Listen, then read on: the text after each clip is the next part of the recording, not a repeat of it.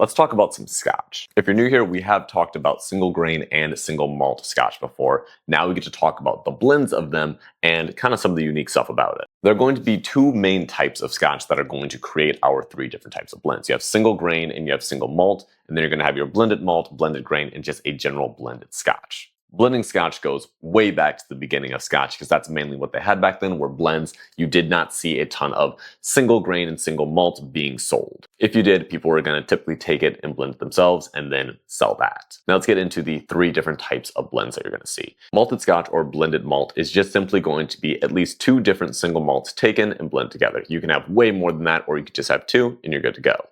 Same is going to go for your blended grains. As long as it's two different single grains blended together, good to go. Blended scotch is going to be at least one single grain and one single malt blended together, and that's when you're going to get stuff like Johnnie Walker.